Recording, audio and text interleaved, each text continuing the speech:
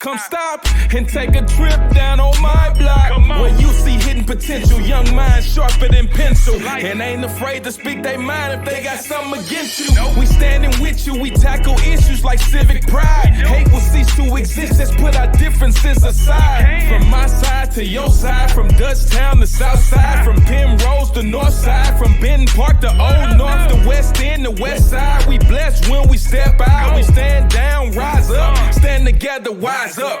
This is StitchCast Studio, produced by St. Louis Story Stitchers in St. Louis, Missouri. This program is a special edition of StitchCast Studio called The Why of My City and is funded by Missouri Humanities Coronavirus Aid Relief and Economic Security Act. Funding for this grant is provided by the CARES Act and the National Endowment for the Humanities. They say who that, but you already knew that. That be them story stitches, story stitches, story stitches, story stitches, story stitches. Whoa, you know I've been changed. The St. Louis Story Stitchers has called my name. Whoa, you know I've been changed. The St. Louis Story Stitchers has called my name. All right, I'm Paul Norfolk, storyteller, actor, and I bring to you the Story Stitchers' Why of the City. And the subject matter this day is going to be the legacy of the Ville. We have Belmore as the great divide between North and South St. Louis. So back in the day, 99.9% of all black folks lived north of Belmore. 99.9% of all white folks live south of Belmore. And so what we're going to do, we're going to talk about why that came to be. Restrictive covenants. We're going to talk about redlining and all the things that happened in the fair city of St. Louis from that time, 1764, when the city was founded, to today. We have a panel of distinguished folks, and so we want to have everybody introduce themselves, basically the name and what their specialty is. Starting to my right, young man over there with the red cap. Who are you, sir? My name is Paul Norfolk, spoken word artist, storyteller. All right, that'll work. All right, to my left. All right, my name is T. I'm 21, and I'm an aspiring artist, Black activist. And my name is Percy Green II, former chairperson of a protest organization by the name of Action. And I'm Emeara Burns, program director of Story Stitchers, and also a recording artist myself too. All right. And we have Brother Integrity, the engineer, and our photographer that's gonna hold everything down for us so we can get this party started. I must say that for me, growing up in the Ville was a very interesting thing because I went to Sumner High School. I don't know if any bulldogs in the house. I had to do that. But Charles Sumner High School, oldest black high school west of the Mississippi, founded in 1875. And now, according to Wikipedia, Sumner High School wasn't originally in the Ville. It was downtown St. Louis, and it was right next to the morgue. But I found out that there were a lot of black folks that didn't like their kids going to a school next door to the morgue. So in 1875, they switched it over to the Ville. Originally, the Ville was populated by Irish and Germans. Yeah, Charles Eliard had a big old farm over there in that area, and he was from Ireland, and then some German folks came over, and they started to settle in, and lo and behold, some well-to-do black folks had the audacity to come move in that area, and what happened after that? White flight. People got out of Dodge. The Irish left, the Germans left, and black folks just settled right into the Ville, and it became a very, very popular place. As a matter of fact, I know some of these other people can attest to some of the things that happened in the Ville at the height of its powers. For example, Homer G. Phillips Hospital It's Black Hospital, started there in the Ville. Poro College, Madam C.J. Walker and Annie Malone. They blew up with Black women's hair care there. And, I have to say, even though I went to Sumner High School, there were some other famous folks. Mr. Percy Green, what high school did you go? No, I didn't go to Sumner. No. I forgive you, my brother. Sumner was an arrival. I went to Vashon. But Wolverine. Yes. Yeah. No, when you said Sumner, man, those were fighting words. Back in the day. I know, we had a lot of football games. Yeah, we had a lot of challenging football games. Yes, we did. We win the game, win the fight. We lose the game, we still win the fight. That's how we roll. Well, I don't know about all that. I don't quite remember that. That might have been before my time. But no. It used to be some fisticuffs every so often. But let's not leave out Washington Tech now. See, at the time that I was in high school, we only had 3 high schools in the city. Washington Tech was a technical school located there somewhere on Franklin. And then, of course, we had Vashon, located where Harris Stowe is now. Yes, sir. And then, of course, we had Sumner. Now, Sumner was where all of the uppity. Choose your words carefully, brother. At least many times, that was the concept that many of us had at the time. Yeah. That Sumner was the folks that had a little bit going, had a lot going for them. And yes, then sir. Vashon was in betwixt. You all may not know that time. And then, of course, you had Washington Tech, was a technical school, but many times, those of us that was at Vashon, as well as some of my Sumner friends, we used to kind of look down on Washington Tech because it was a technical school. We didn't have the clear understanding of that technical know-how, was just as important as the academics. But nonetheless, the Sumner was it was strictly important to the whole scheme of things. Yes, sir. What W. Du Bois called the talented 10th. Yeah. That's another thing. That's right. Sumner had a lot of the light complexion blacks that attended there. That was something else that sometimes we had an attitude about those that were darkies like me, I mean, sometimes we used to have an attitude because sometimes some of those folks, they behave as if they were almost white. But, is that right? So the maroon folks. I don't know how Bobby got in there. Oh no, he didn't say that.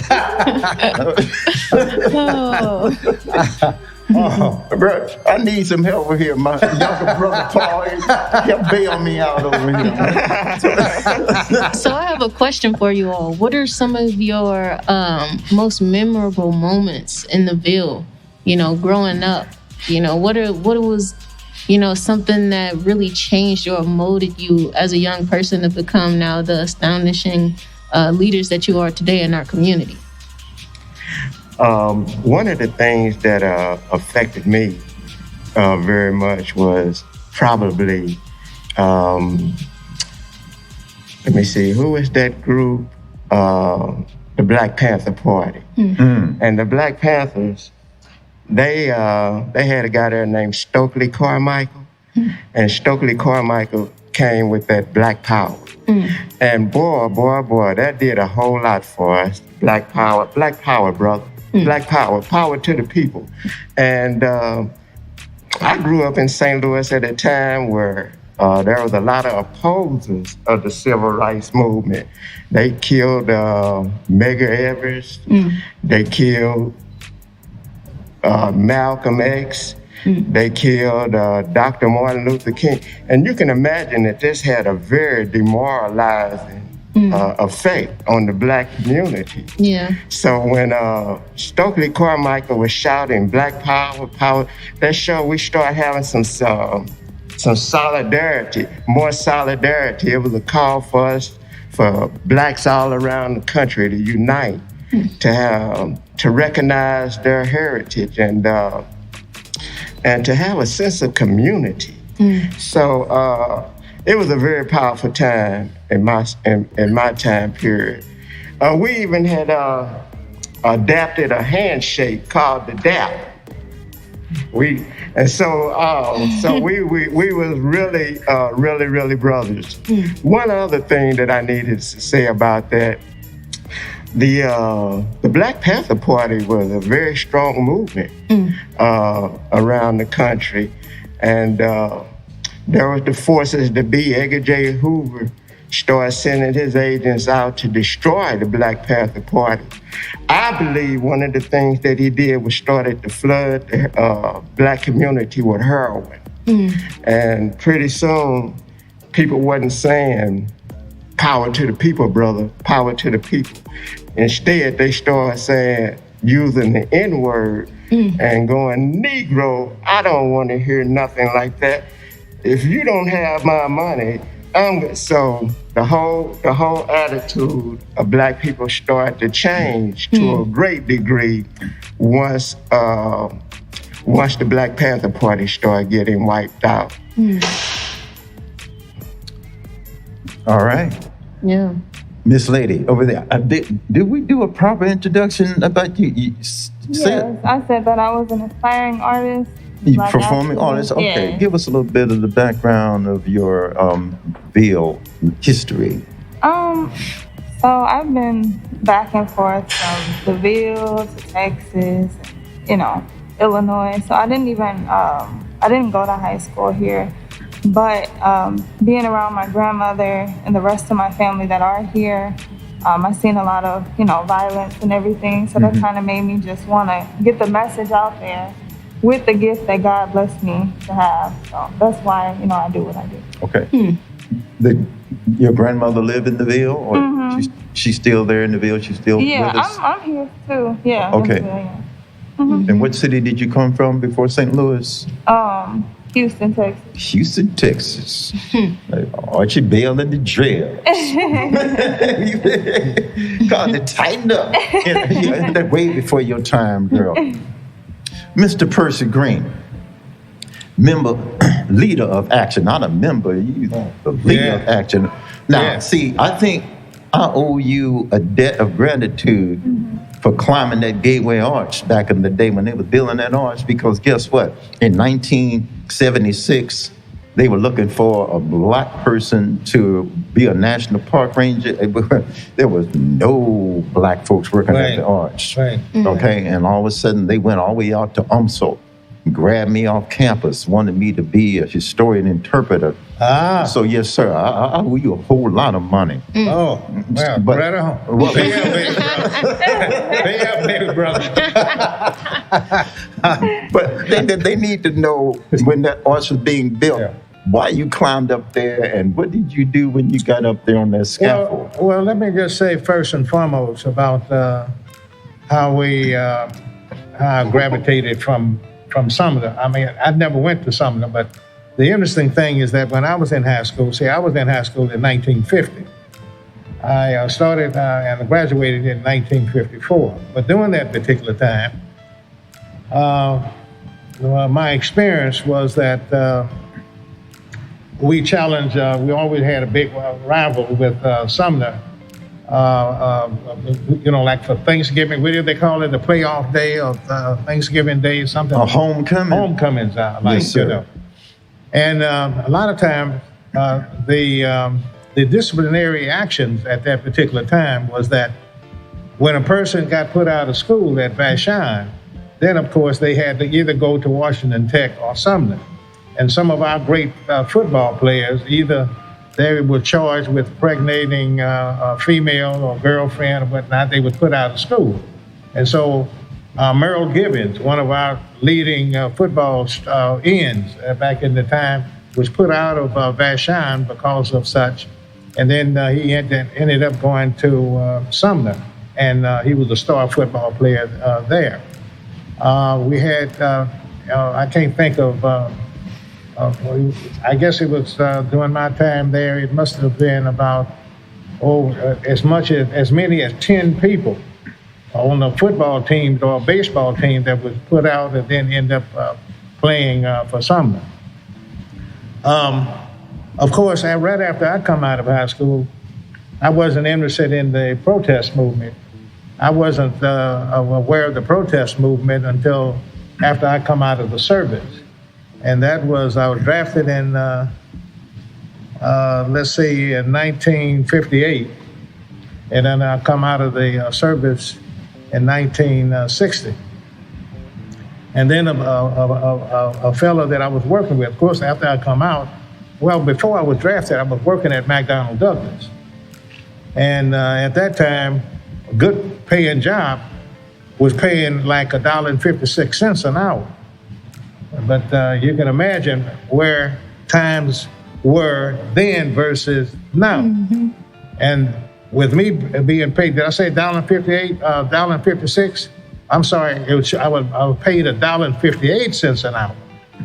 That was 2 cents more than what my father retired making at Independent Packing Company. So what he was retiring at $1.56, I started at $1.58, 2 cents more than what he was making. Now, this was now, again, have to think in terms of the times and what the cost of living was at that particular time and everything.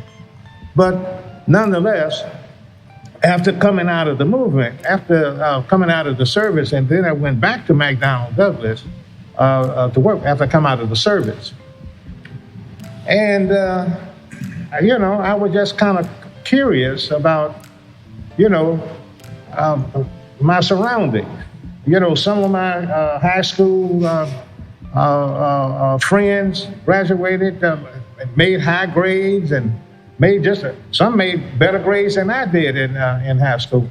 But then they ended up being down and outers, And so, and here I am working at McDonnell Douglas, making a nice salary, doing pretty well for myself. And I was curious. I became curious. So I wondered, why was that so? Because black folks were not poor by choice. Something had to be going on. Mm-hmm. And so consequently, that's what perked my curiosity. And then, of course, the rest is history. I can talk about that later, but I don't want to be dominating all of because this is a long story, and I don't want to get into all of it, but that's how I've come into being. Yes, sir. The action of those letters means something? Well, it did at the time. When we first organized, right after the Jefferson Bank situation, we wanted to be a more progressive organization. After we saw how things began to occur as a result of direct action protests, meaning disrupting the status quo and the progress that occurred afterwards, we wanted to build an organization around that, around civil disobedience, where you go in and disrupt, non-violently, but you disrupt to cause attention to the issues and then force them to be public so more people can observe them and begin to become aware of them. And then, of course, that perks their conscience. Consequently, and then a certain amount of action will take place. So we built an organization around that, action. But we couldn't call ourselves Action at the time, just Action, because the white power structure would have associated us with a communist organization, because my organization was an interracial organization, but it was black controlled. Blacks made the main decisions, but we allow for all people to participate in building that, building the issues toward the decision, the final decision making. Yes, sir. So consequently, we developed this organization, and I used to have what was called Afro Day in the Park. And that's how I become involved with the Prime Minister here, whatnot, I used to have Bobby. Bobby would part of the program, you know what I mean? And was he good? I mean, he set that crowd. our fairground park, we used to have it. We had it at one wall. I mean, just one time during the summer, and then we gravitated to having it once a month, June, July, and August, there at fairground. It used to be full of people. I used to have speakers, bands, and whatever other talent that we had. Like Bobby would be the man. He would be the man in terms of storytelling, and was fantastic. And we've been friends and associates ever since then. Now, I had these Afro Day in the Park Festival starting, I think, about 1960. It might have been about 1968. Is that about? That's about right. That yes, about sir. right? Yes, sir. Yeah. All the way up until about 1980, and then after that, I dissolved my organization. But there's a whole lot of other things that happen all in betwixt.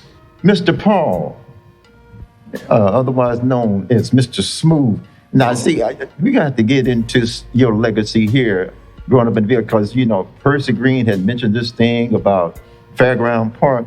Now, as we speak right now, you live right behind Beaumont High School. Is that not correct, my brother? Oh, yeah, that's accurate.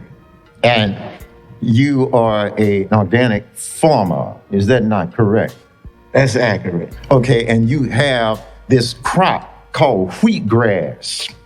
Could you just tell us a little bit about the wheatgrass? Oh, yeah. I grow wheatgrass, okay?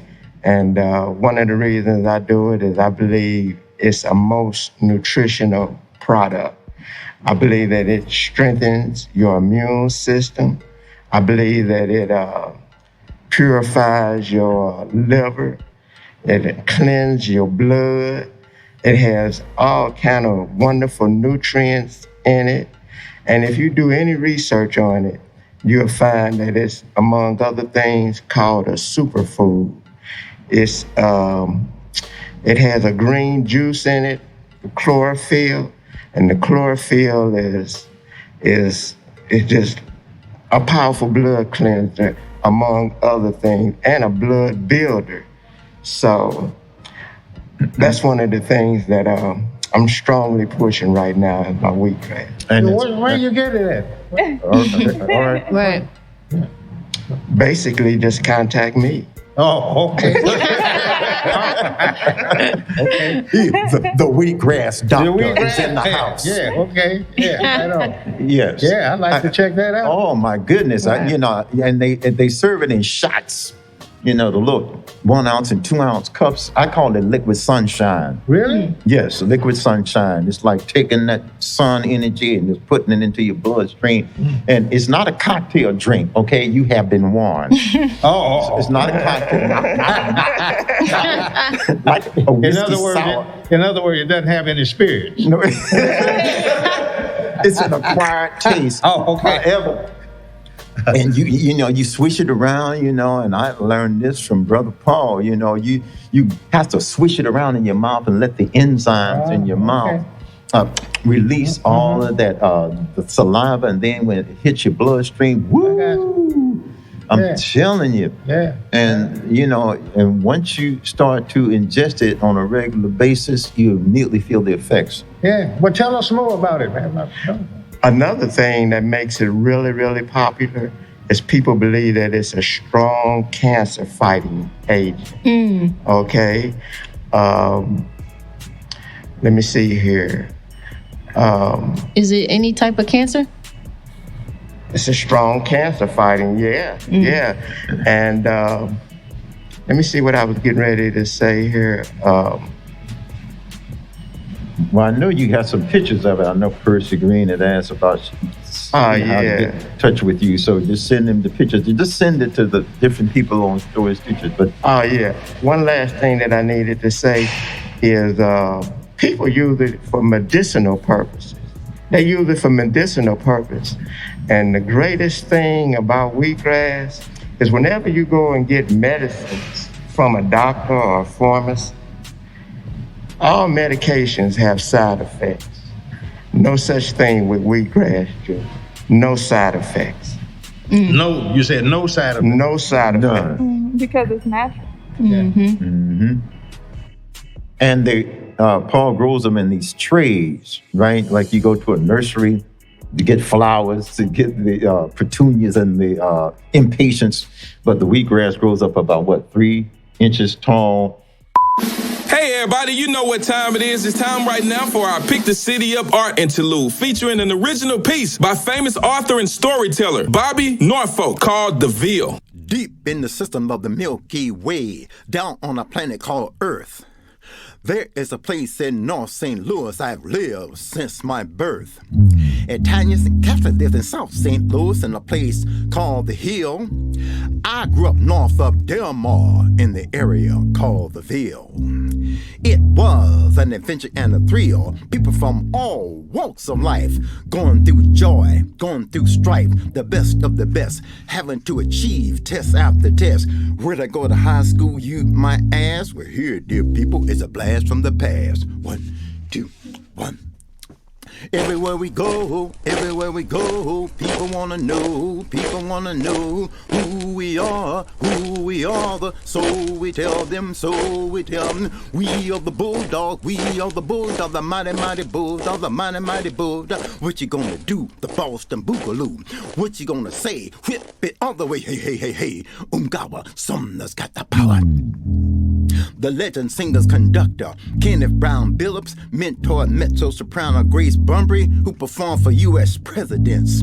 When we had problem when we took up residence, attorney Margaret Bush Wilson fought restrictive covenants. She went to the U.S. Supreme Court, challenging redliners in the battle of Shelley versus Kramer. She was a powerhouse, and the system simply couldn't tame her. After the rise of Chuck Berry, Tina Turner blew up with a song called Proud Mary. Left a good job down in the city, working for the man every night and day.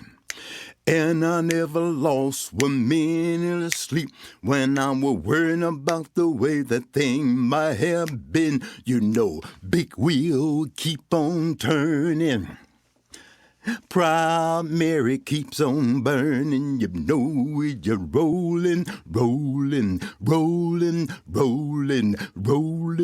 the river.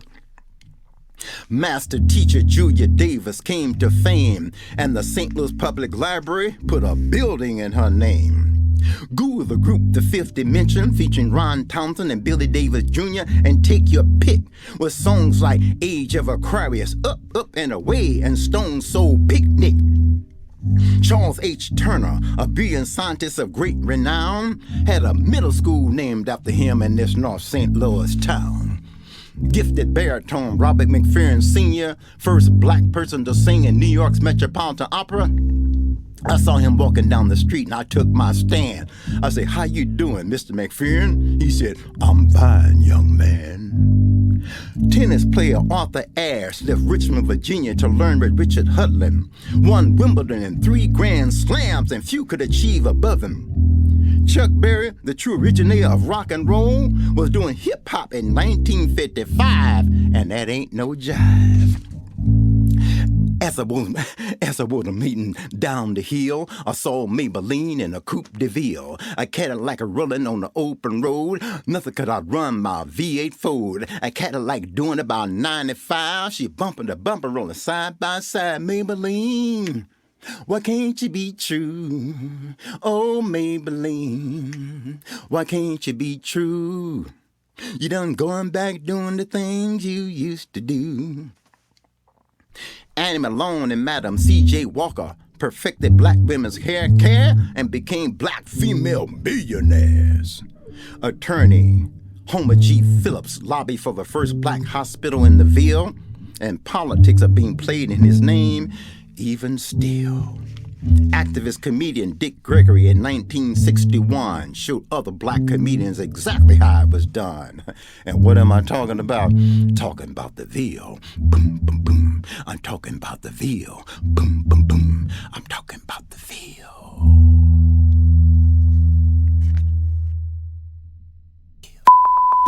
Oh. And Paul grows them in these trays, right? Like you go to a nursery to get flowers, to get the petunias and the impatiens. But the wheatgrass grows up about 3 inches tall. You whack it down, and it's a special way that you extract the juice from it. I see. Tell them about that juice extractor. They got different kinds of juicers. One of them is the electric juicer. I personally prefer a manual juicer. And what it does is it lets you get maximum nutrition out of it. And I just crank it out. And whenever I sell wheatgrass to people, I can sell it to them in trades. As my brother mentioned right here, I also sell shots. So I can freeze it, and people can come up and get like a week's worth of frozen wheatgrass, and they take them a shot every day. Okay, yeah. Okay, very good. All right. So is there a particular way you grow it? Like, is it able to grow in cold winter months, or is it just a certain season that you grow it? First of all, I grow it inside the house, and I can grow it all year round. Wow. And what I do is I make sure I keep the house at a certain room temperature. Where can you read up on it at? One way you can read up on it is just Google it. Google it? Yeah, if you Google wheatgrass, there's a ton of information on it. But they also got books on it. They got it, okay. The Hippocrates Health Center got good information on it too. Wow. Yes. Thank you. And speaking, since we're on diet and nutrition, I have to say, you know, when in my heathen days when I was still eating meat, okay, so that's right, I said it.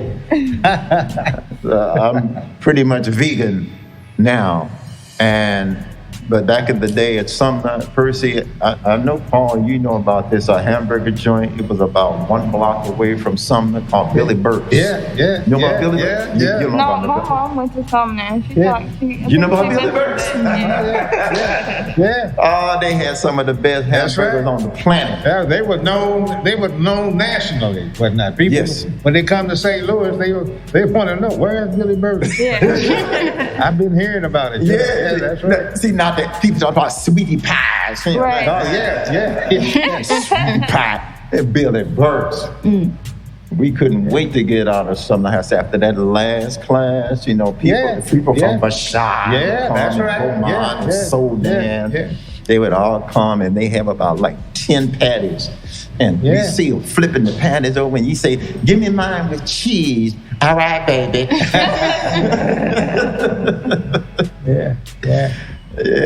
Now that was during the times of, that was during the time of segregation, whatnot. You see, I mean, as you should know by now, of course, the reason why I say that, because some of your listeners, they may not be aware of absolute segregation. You see, as I said before, at that particular time, at least during my time, we only had the three high schools or whatnot, you know. And then, of course, I mean, blacks went to all black elementary school. I come from Louverture, from Tucson, Louverture, whatnot. I went to the school, but never really knew who he was until after I was out, where I could have real respect for him. The same as with Bashar. These people were named after, the schools were named after people that were supposed to be, important. But then at the same time, a lot of time, blacks was going, after they ended segregation, Sodan, Beaumont, as far as I was concerned, both of them were racist. And here black folks was going to, those schools were all white, but then once they became interracial, many times the whites then began to leave from the neighborhood as well as leaving the community altogether. Then those schools become predominantly black. But then, that's just like us going to school named Ku Klux Klan.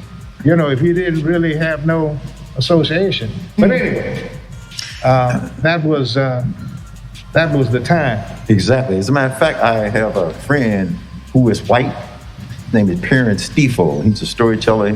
Yes. And Yeah. I asked him what high school he went to. He said he went to Beaumont. Yeah. I said, well, Yeah. what year was that? Yeah. He said, well, no black Yeah. folks Yeah. went to Beaumont. That's right. When he was there. You see, you on the north side, you had Beaumont, you had Central. These were all white schools that became black. Soldan, and I can't think of some of the others. Soldan, but anyway, What most was of that technical high school right over there off of Kings Highway? Hadley. Hadley Tech. Yeah, Hadley Tech. You know. So the thing about it is, things have changed as the population has increased. You know, blacks, the population explosion to a great degree, and that brought about some change as well as protesting. Yeah. And it wasn't until that Supreme Court case, Shelley versus Kramer, that they started this thing about getting rid of restrictive covenants and redlining. Yes. And then the Green versus McDonald. Well, see, the Green versus McDonald case, the case you all have not aware of it. The only way you could prove racial discrimination is if the white person who committed the act admitted that they had discriminated against the black person. Now, you know, the likelihood of that happening was practically nil. But in my case, the Green versus McDonald case made it possible for you to prove racial discrimination circumstantially, you know. And so whenever you get a chance, you may want to Google the Green versus McDonald case, because it made it possible for you to be able to prove racial discrimination. Yeah. Wow. You know. Hey, while we're on that subject of segregation, I wanted to ask Brother Percy Green, can you tell me what was the hospitals like as regards segregation during that time period? Oh, wow. That's an excellent question. Yeah. At that particular time, you know, there was no, black folks were allowed to go to Bowen's Hospital at the time. They could be admitted, you know, if they would be admitted, but they would be admitted in the basement. The beds and all and what have you was in the basement. And then, of course, you had City Number 1 back in the day. We only had that one hospital, and it was segregated. And then finally, the politics came about to the extent that the city decided to build another city hospital that was called City Number 2, and it was named after Homer Phillips. Homer Phillips was an attorney, and he was pretty much of an activist and whatnot. And then, of course, I mean, they named the hospital after him. Now, he was killed. He was assassinated in some manner, and to this day, they have not solved that particular crime.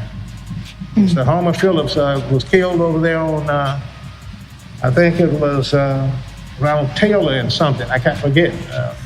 But someone, one morning, he was on his way to work, come up, boom, shot him dead and disappeared, and nothing. That was an unsolved crime to this day. Wow. And that Homer Phillips that was shot dead, that's the same one that the hospital was built after. Yeah, yeah. Okay. The hospital was named after. It was called City Number 2. And I think after his death and after his advocacy for so long for a city hospital for black, because the black population was growing so, and it was just inhumane to have black folks not have a place to be hospitalized and taken care of, and be relegated to going down in the basement or whatnot. I mean, where you had all of the pipes and hardly any light or whatever, you know. Yeah. Thank you very much for that, brother. Yeah. My sister, you said your grandmother went to Sumner High School? My mother went to Sumner. Okay. She probably wasn't there with you all, though. Did you have any stories that they told you about the Ville or Sumner? No, I'm not sure what school my grandmother went to, but it was predominantly white. and she had a lot of experiences with discrimination. I know she said they used to bully her, they used to take her lunch money, and one day she got off the bus, and there was this white boy, and he raised the window, he let the window down on the bus, and he spit right on her and called her, the N-word. This was in the city? Yeah. The school that she went to? Yeah. Well, it wouldn't have been Sumner. No, that's why I said I don't know what school she was. No, it probably had to be the schools that I met, Soldan, Beaumont, or Beaumont. Now, Southwest High School used to be, I think, right over there. First, it was over there, right at the hill. Which one? Southwest High School. But yeah, we had Southwest, but I think Southwest was one of those that desegregated. Oh, she lived on the South Side? I think so. Oh, well, then you probably right then. But Southwest, I think, was among those that was later integrated. Some of the first ones was Central, Beaumont, and Roosevelt. Roosevelt, Roosevelt was on the South Side at the time. Yeah. So, question. I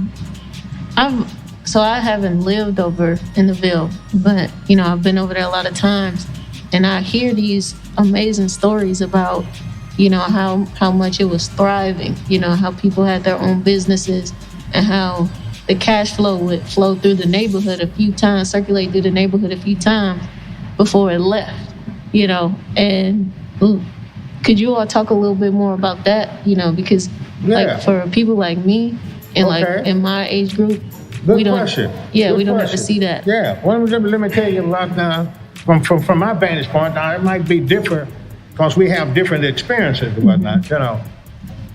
I often talk about that at a lot of speaking engagements.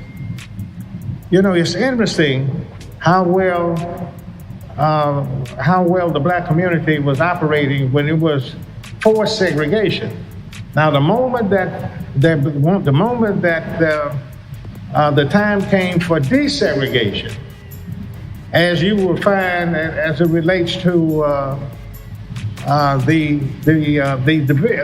Ville. I mean, all of a sudden, those professional blacks and what have you, they could hardly wait to move out of the Ville to these predominantly white areas. And then that took place around, I'm thinking about 1950, because when the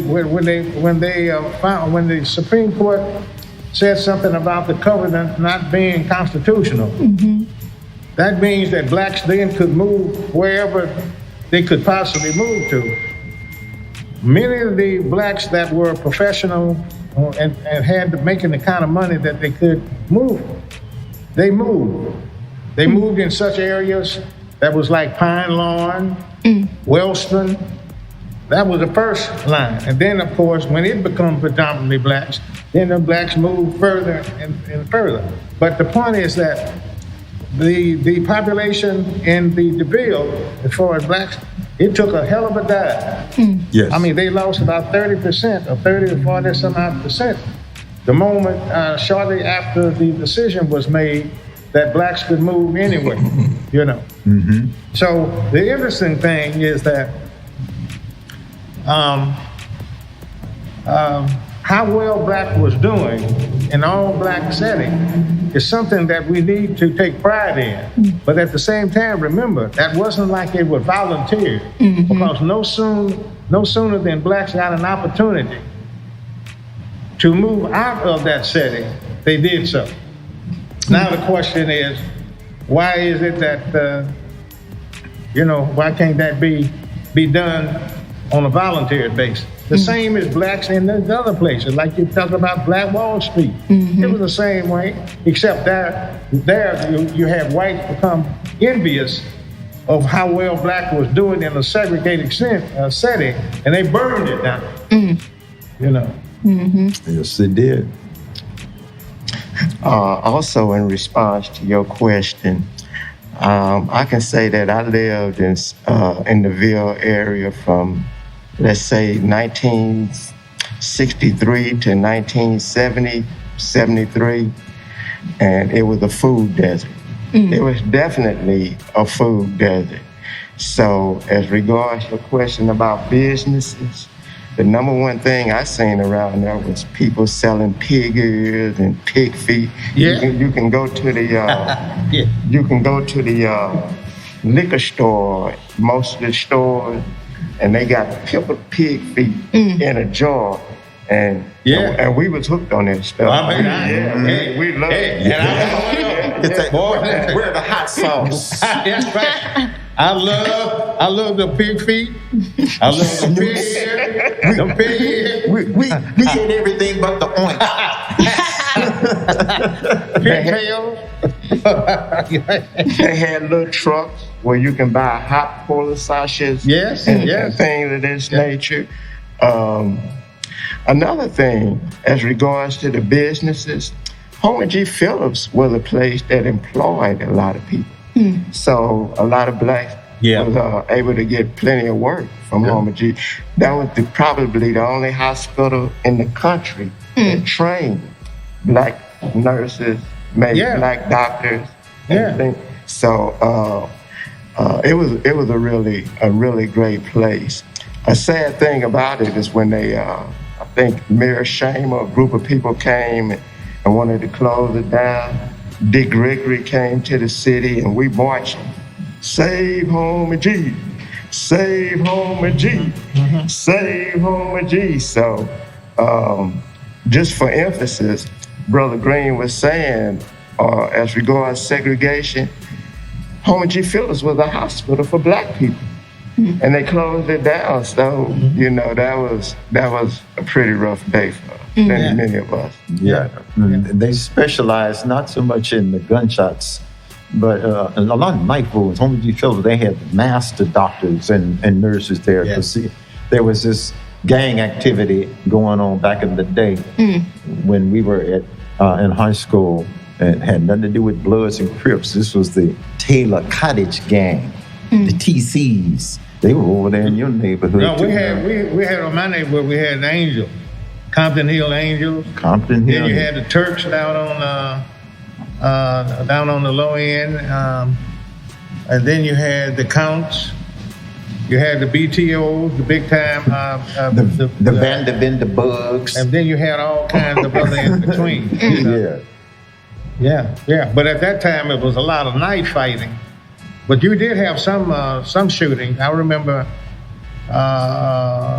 you had when I was in high school, we had a known fighter named Jimmy Carter was killed down in Carr Square Village as a result of shooting. I can't notice something. But we had a fair share. I mean, based upon the population, you know, but we didn't have the big caliber guns. We had like 22, 25 or whatnot, you know. And it wasn't drive-bys or whatnot. You know, so a lot of people didn't have a lot of cars. The people that had something going for them, you know, had cars. And then eventually... They had duels. Yeah. We used to have dances. 20 steps, turn, and fire. See, we used to have gang fight at dances or whatnot, you know. Yeah. But anyway. So you had to be able to use you had to know how to who you box for Tanny, I box for DeSoto. Yeah, you had that going too. You had the boxing thing going on where youngsters could show their manhood, especially the male, and show their manhood in terms of how well they could box, you know. But then you had some of the brothers that had a glass jaw. They could do a lot of good shadow boxing, but no sooner they got in the ring and got hit upside the head, they was out for the count. You know? Like Richard Pryor said, better to say there he goes than there he lay.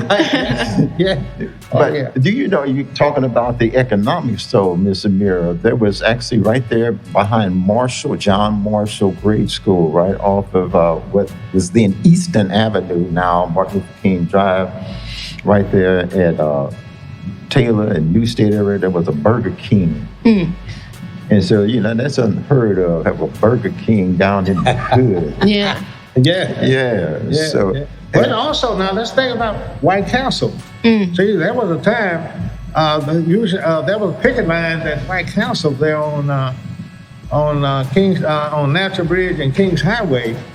caused a lot. Yeah, because they didn't allow blacks, they didn't serve blacks except at the window. You had to get your White Castle and leave. You could not come in and you couldn't drive on the lot.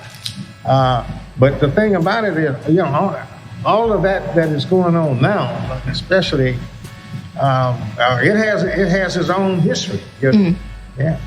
Yeah. Wow. Thank you.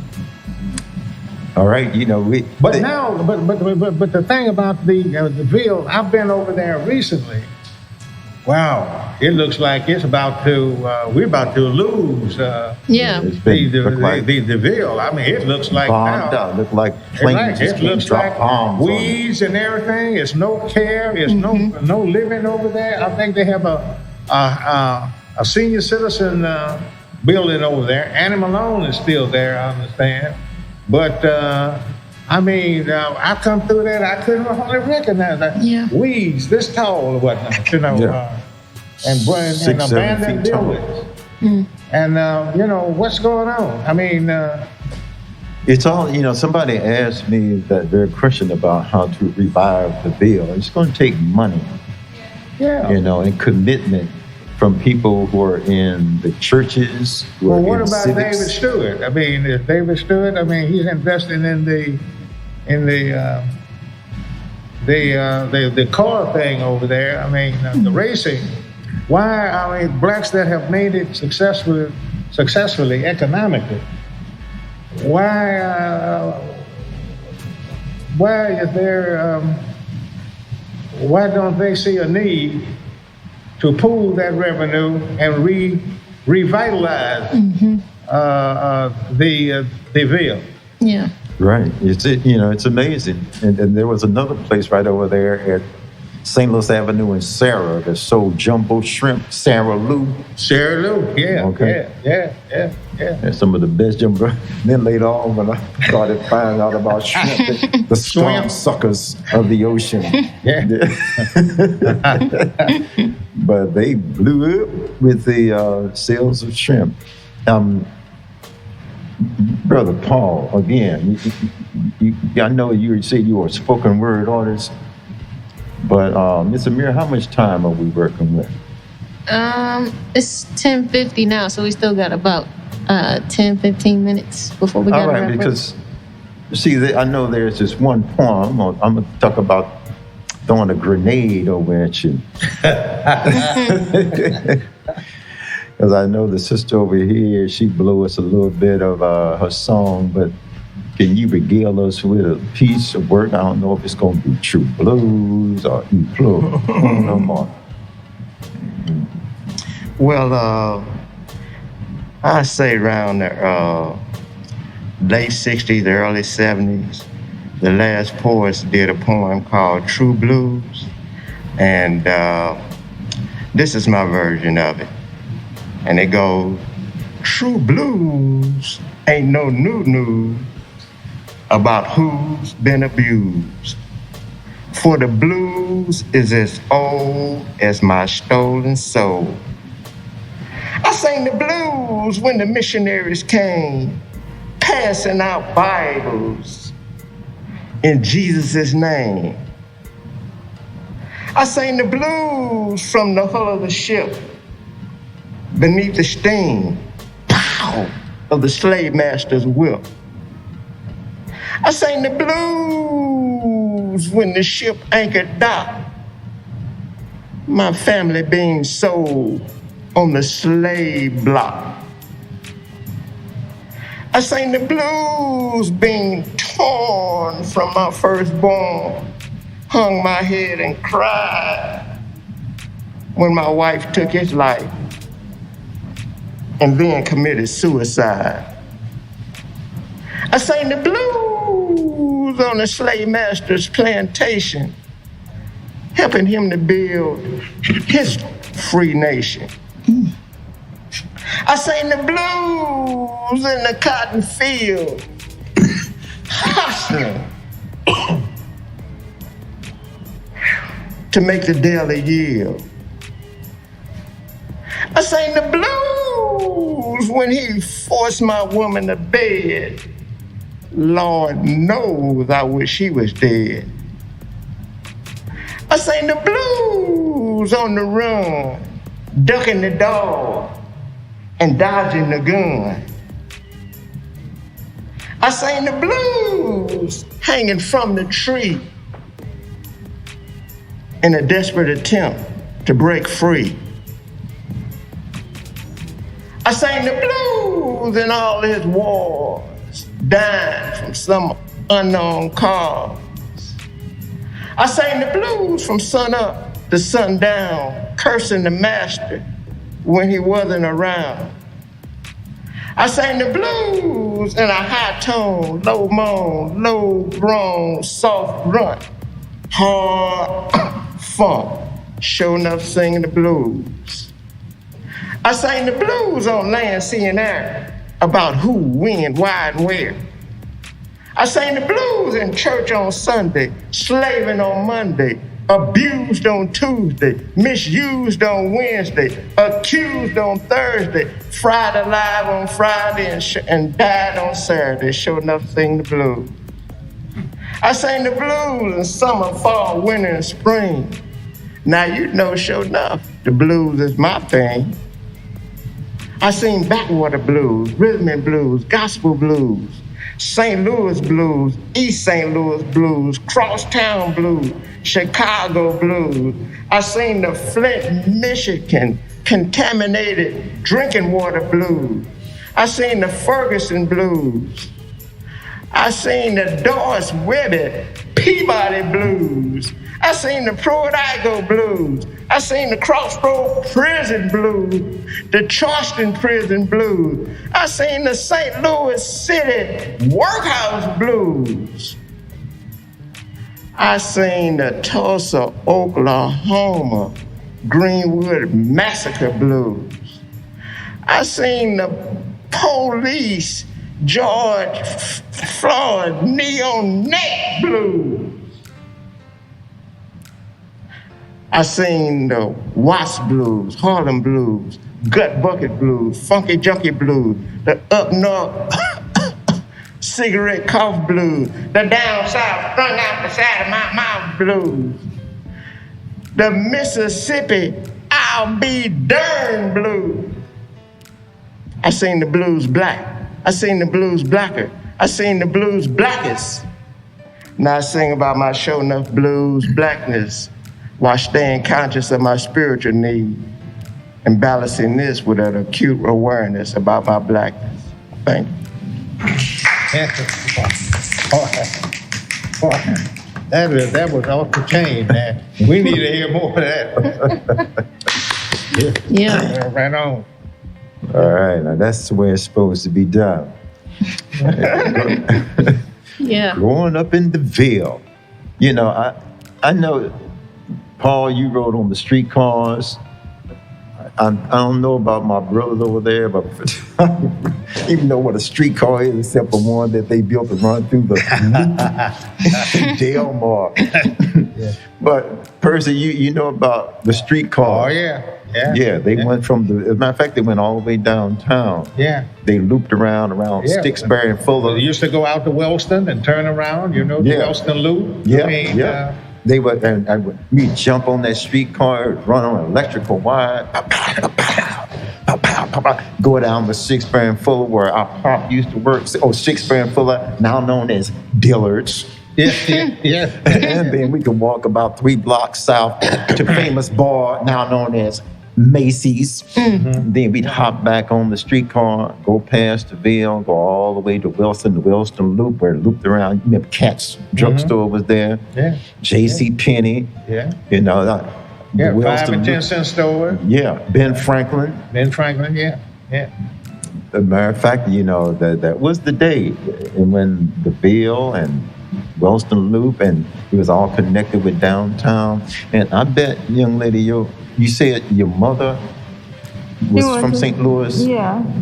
Okay. I don't know if did she ever talk about the streetcars? Mm-mm. Yeah. I know. It seems impolite to be asking women's age, but No, she was born in the 60s. in the 50s? In the 60s. 60s? Mm-hmm. Okay. You say she was born in the 60s? Born in the 60s. Yeah, Percy, you got shoes older than her. Yeah. So Hey, Bobby, last Friday was my birthday. I just turned 85. Congratulations. Come on. Yeah. Brother, come walking up in here without a cane. Right. Yeah, I'm proud of you, my brother. Yeah. You know I'm standing on your shoulders. That's all about the Ville. And so, one thing that I saw too, that Annie Malone's May Day Parade. I was actually going to ask about that. Yes, Annie Malone had the children's home there in the Ville, and then every May Day, they would have the parade, and it would go all through North St. Louis. And then it would end right there at Tandy Park, Yeah. And then they would have the pom-pom post drum and bugle corps against the American Woodmen. Well, see, me and my organization, we was the Annie Malone moving downtown. Yes, sir. We felt as if that was the only thing that we had that had some. That it moved out of the Ville to downtown. It was a community and whatnot, you know what I mean? And then you had the kind of, the leadership saw fit. They want to identify with the White Veil Prophet. There's something else the Veil Prophet. That I was in opposition to because of the people that participated in that. The White Veil Prophet was like the Ku Klux Klan here in the city of St. Louis. And then they were the heads of all of the large businesses that refused to hire blacks in the better paying jobs and whatnot, you know. And here, I tell you, I come close to, in my organization at the time, we came close to disrupting that thing, just like we were doing with the White Veil Prophet, because it should have remained in the black community and whatnot, you know, in order to maintain and develop further pride in our community. That's not to say that whites couldn't come to view it or whatnot, you know, but the point is that was all we had north of Delmont. Yeah. It didn't make no kind of sense, and it still doesn't. Yeah. Exactly. I remember that actually was a good time for me, you know, to go to the May Day parade with my mom. And I remember, you know, be standing right there in front of Beaumont and just seeing, you know, the cars and the vans and everybody coming through. You had the little vendors out there. People could get popsicles and all kinds of other goodies and whatnot, you know, and you saw the blacks, male and female, strutting their stuff and whatnot, took pride in the fact that they were there in the parade. The band, it was the cars with all of the banners and stuff on it, you know. Yeah. And it just didn't feel right too to go the next year and see it downtown. It was, you know, a whole nother vibe, but just a whole different scene than what we were used to. So Yeah, that was part of that grand design to take all that energy away from the Ville. All right, they already took the money away. They took the housing, the buildings. You know, the school started deteriorating over there. They shut down Marshall School. They tried to close some 3 or 4 times. Yeah, you know, it didn't happen. They shut down Homer G. Phillips, but then they moved the May Day Parade. Just taking that energy, that spirit. But you see, the thing about it is, you think that we have some blacks now that have made it. What are they doing in order to try to reestablish some of that as much as possible? You're not going to ever make it what it once was. But at least, I mean, it seems like to me that there are some blacks that have made enough money and have done good in the white world to the extent that they could see what's happening in the traditional black community, and those institutions and those things that was items that allowed for us to become pretty much where we are now, to try to reestablish that. and make it crime free. Yeah. I would think that if we did enough of that, it would neutralize a lot of the crime activities that is going on now. I think much of the crime that we see going on now is a result of economics. See, if a person, most of the blacks now that are committing the particular crime, they're in a state of survival. Yeah. And when you're in a state of survival, there are no limits, whatnot. So people will eat up each other when you are on the brink of survival or whatnot, And I think that based upon the economic conditions in the black community, that's where we are, unfortunately, Yeah. But I think that those blacks that have made it, they ought to have a conscience to try to put some of that money back into the community and develop some decent paying jobs. I mean, for blacks to be able to take care of business. Yeah, if a person making a decent salary, they will not see it. They won't be as angry. Right.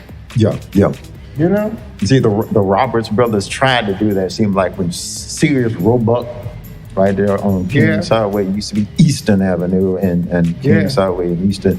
Then they took over Sears Roebuck and they put a lot of black businesses up in there. But I don't know how much live and thriving that area is. They call it Roberts Village, I think. But well, I don't know. I mean, it just seemed like to me that some blacks have made a whole bunch of money on other blacks' backs. And it seems like to me, when they made all that money, they decided to move out and talk about how well and what all they had done. But they're not putting forth any effort in order to try to make it such where blacks can make a decent salary. I think it's the majority of black people have that crab in the barrel mentality. That have the what? The crab in the barrel mentality. What is that? Tell me. Where they I think I know. Like just what you said, like they step on each other's backs. Yeah. They get out of Dodge, they make it. They forget about other people. Yeah. And then, the people that are over it, the big names, the elite, they're robbing us of our inheritance. And we're not getting anything that's ours. Yeah. And then you have a lot of the politicians. Of course, we don't do our fair share of voting anymore. Right. We sometimes, many times, the wrong kind of people get in office, and once they get in office, they become selfish and don't do anything except try to keep themselves in office. It's it's part of the human condition. Yeah. The human condition, and this thing that we deal with, it goes back to the soul. Just like what the sister said. You make something, you need to give back. That's what we learned at this church me and Paul used to go to, Newstead Baptist Church, right over Newstead and North Market. We learned how to tithe. I didn't know what tithing was, so I started going to Newstead Missionary Baptist Church. Whatever you earn, you give 10% back. Earn something, give 10% back to the community. What goes around comes around. You reap what you sow. Cast your bread upon the waters. And so that was something that I brought from that childhood. Yeah, my man, he's versatile. We gonna make him a rep after a while. Wow. He's so versatile or whatnot, Now you see why I call him the prime minister, though. It is what it is. You know. Yeah, but much of it is economics. I do think that if, the reason why the difference in North St. Louis and Ladue is what? Money. Most of those people over there, I mean, you can have just think of yourself. Now imagine a community where you had black men, black females, children, but the family unit is making a decent salary whereby the family can direct and discipline their kid. The family unit, the mother and father both. The reason why you have so many broken families in the black community is because of economics, much of the time and whatnot, you know. And then, I mean, but if you had enough, it's not to say that money is everything, but I think it would cure most of the problem. Yeah. You know, a person wouldn't have a reason to hit a lady in the head if he's got some money in his pocket, unless he's greedy. Now, you do have greedy, but most of the time, most people are not greedy. Most people just want enough to do what they like to do and be left alone. Yeah. You know. Yeah, definitely.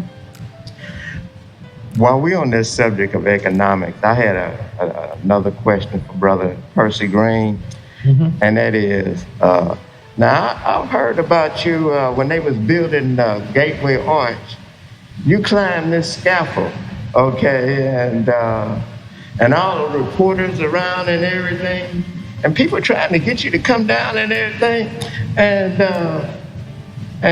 finally you come down, and is it true that they asked you that, Brother Percy Green, why did you ever come down? Did you say the only reason you came down because you had to go to work? Yeah. I did say that. I did say that. The only reason why, that was all right. I say, you know, it was me and a white dude. Me and a white dude climbed the arch and whatnot, you know. And it was a planned demonstration. And I was working at McDonnell Douglas. 30 days after I climbed the arch, they fired me for my good job at McDonnell Douglas. Yeah, but the point was that we climbed the arch because we looked at the construction. It was a federally funded project, and they're using federal dollars. And when we went there to talk to them about why is it that we didn't see any blacks working on the job, we didn't see no black contractors, and the builder of the arch said, well, they couldn't find any black workers or black contractors. And then, of course, he told us that if we knew of any, send them to him, and he would consider hiring. I said, well, look, we're not in the business. We're not in the business of employment. Well, it's not our responsibility. You are building this arch with federal funds. It's your responsibility to seek these workers out and contractors. So he refused to do that, and so Dick Daly, the name of the other guy, the white guy, and we organized. I was working at night. I'm working from 7 to 11, so that freed me up during the day. So he and I, we scoped the place, and then we saw where we could do it. And then about 2 weeks later, we then just climbed it. And when they came up, they asked me, so how long we were going to be there? I said, we're going to be here until you hire 1,000 blacks in all job classifications. And so we got into a waiting thing. Well, I had to be down. We already had the bondsman. We knew we were going to be arrested. We had the bondsman already on standby. And I knew I had to be down. We hit there at 12 o'clock, because that's when all of the workers was at lunch. So we walked right on past them, climbed the arch, you know. Then, of course, we knew I had to be down about 5:30, be arrested, so I could be bonded out, so I could be at work before 12 o'clock, so I wouldn't be late for work, you know. And so that's how that happened. Had it not been, I guess I'd still been down there. I'd have been a skeleton. You had to clock in, brother. Got clock in. You know they have an exhibit down there in that new museum about you climbing that arch. Yeah. As a matter of fact, I have been each year they had me. As a matter of fact, this past year they had me to come down and give a talk about it. You know, yeah. Oh yeah, but hey, been arrested many, many, many times. And I invite all of you all to at least be arrested at least once or twice.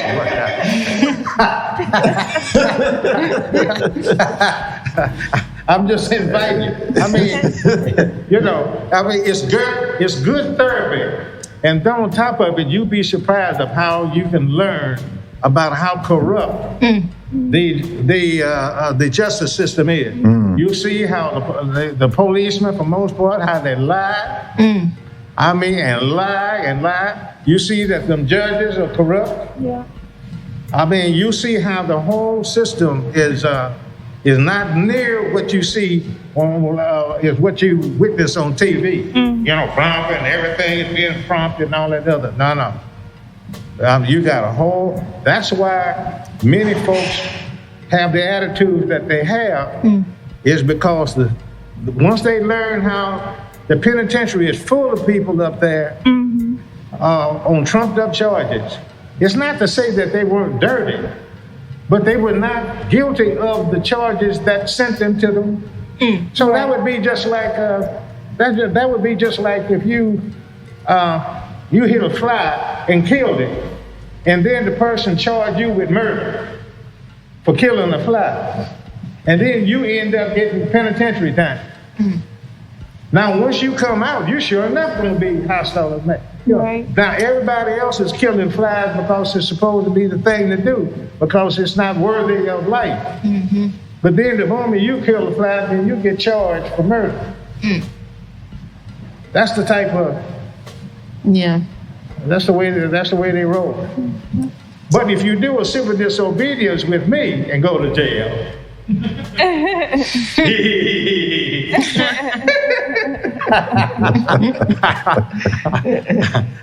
I assure you, for all practical purposes, that you won't have that kind of experience. Yes, you have to go to court. We may have to pay a fine, but we'll raise the money to do that. Those are the days of activism. My sister, could you regale us with one more piece from your repertoire before we start signing off? Okay.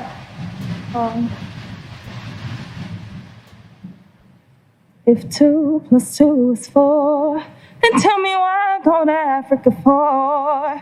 Bruised, beaten, taken by force. To set the record straight, the land's not yours. These were floors, less words. I can't breathe, mama, everything hurts. Centuries are treating us like dirt. Why don't they think that our lives matter? We cannot kill each other.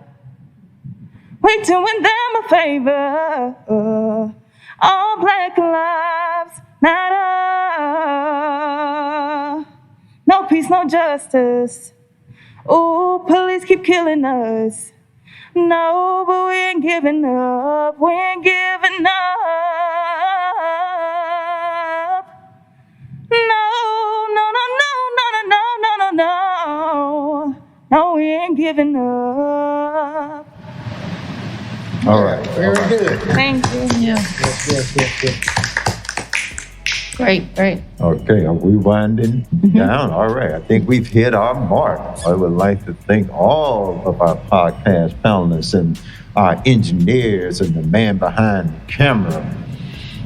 Yes. Yeah, props. Yeah. Miss Emeara, thank you for your assistance in dealing with it. Where were we at? No, the ZACK. Yes, sir. Right? The ZACK, owned by Ken and Nancy Kranzberg. Yeah, them a shout out. Yeah. Too.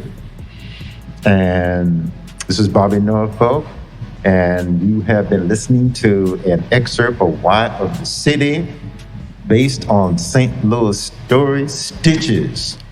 A nickel is a nickel and a dime is a dime. We would tell you more, but we run out of time. Thank you, Mr. Bob. Excellent. Thank you, my brother. All right. Thank you. This is mine. Thank you for listening. And last but not least, we want to give a very special shout out to the StitchCast studio sponsors: the City of St. Louis Youth at Risk Crime Prevention Grant of 2020, Stewart Family Foundation, and Missouri Foundation for Health.